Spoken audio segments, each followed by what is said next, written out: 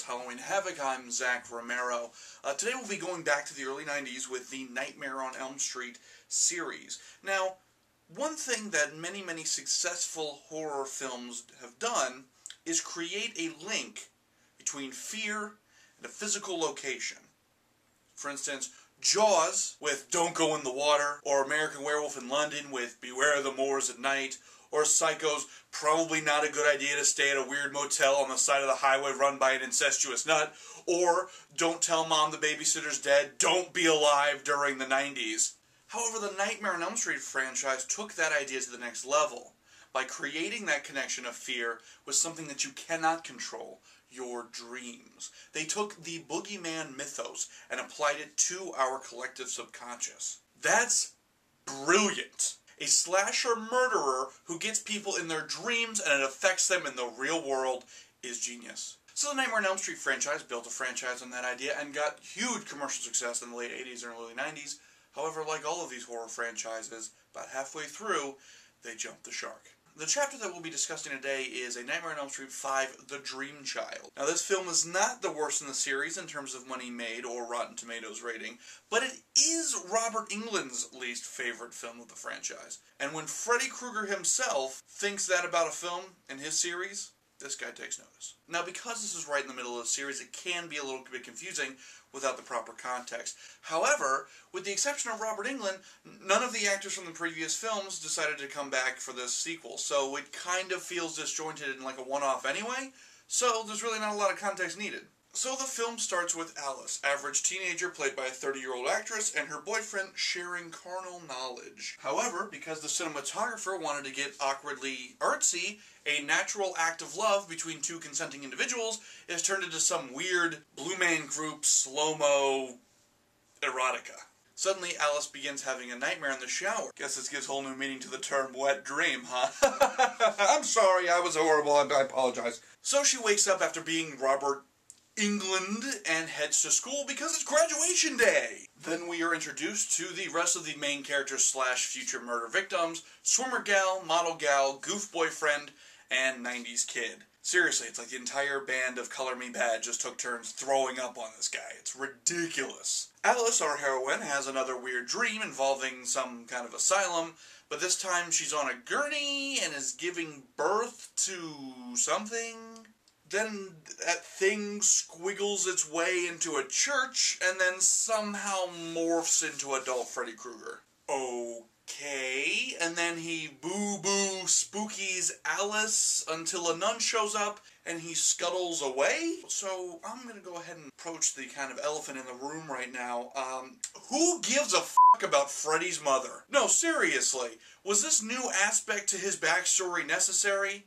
It's also a total shift in tone from all of the other series entrants before it. He was just this ghost of a kid murderer that this neighborhood of adults killed because the justice system fell flat, and he came back and was killing all their kids in their dreams. Now he's this deformed puppet rape baby thing? Who asked for this? So boyfriend decides to pay Alice a visit to soothe her and try to feel up her skirt or something, I don't know. However, 2 seconds into the drive, he gets an unexpected visitor. Back here, Dan! Better buckle up, dear!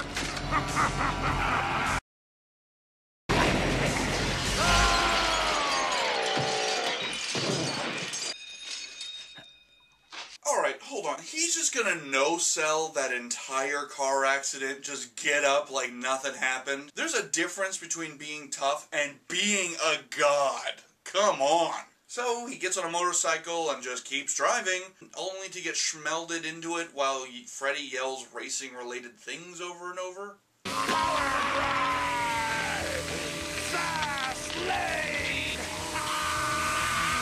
You know, I understand that Freddy Krueger's one-liners sort of set him apart from other horror villains, but just yelling general objects that relate to whatever the kill is, it's kind of a stretch.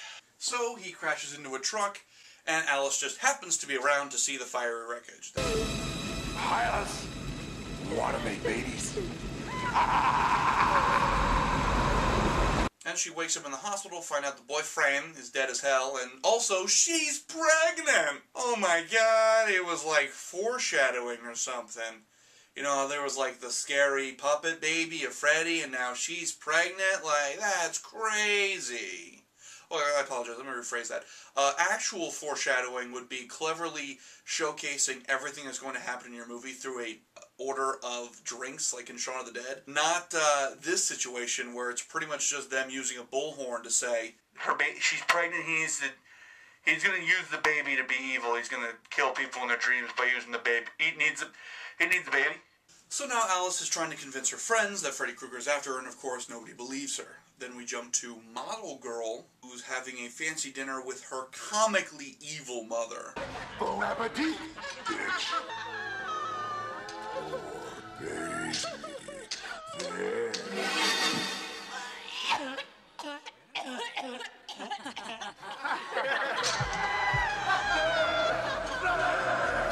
Okay, at least this kill is a little more clever and a little bit more in Freddy's wheelhouse. He's not just standing there yelling things that he sees on the dinner table. Ah, lasagna, salad fork, napkin.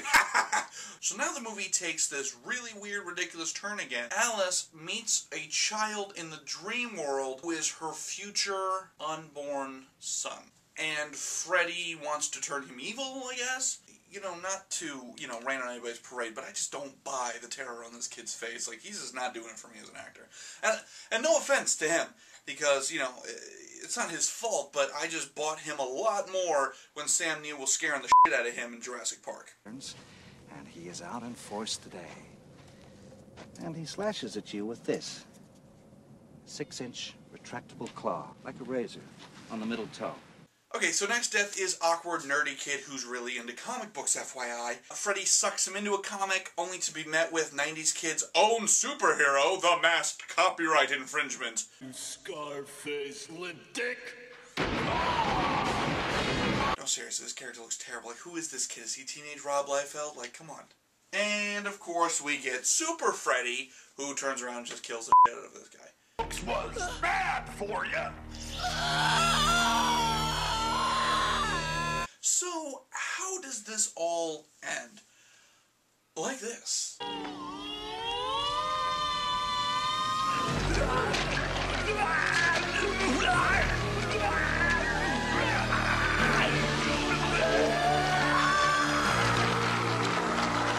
Oh, no. It's not done. School's out, Cougar.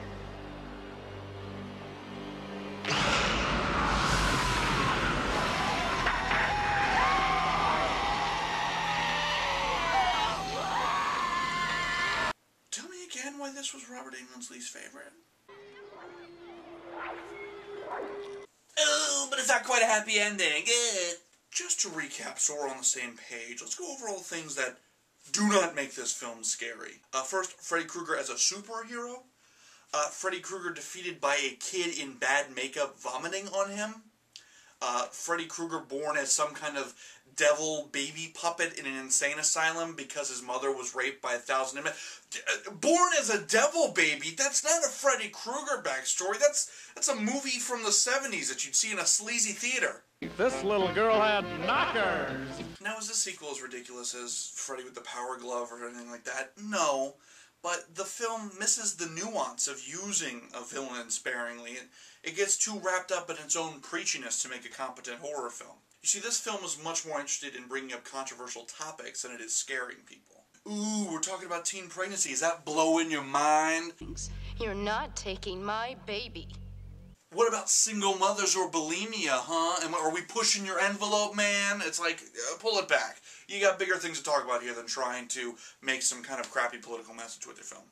This particular franchise went through a lot of shifts in tone, but this misstep pretty much signaled the beginning of the end. I mean, after this, Freddy just became this obnoxious cartoon character, so much so that the franchise pretty much got a reboot with New Nightmare, and then an official reboot a few years ago, starring Rorschach instead of Robert Englund. What the f*** was he doing? You know, this whole film sucks, and I'm tired of giving it any more attention than it deserves to have, so I'm wrapping it there. I'm Zach Romero. Thank you for watching. Horrible Horrors Halloween Havoc. I only got one more of these to go, baby, and then I'm done.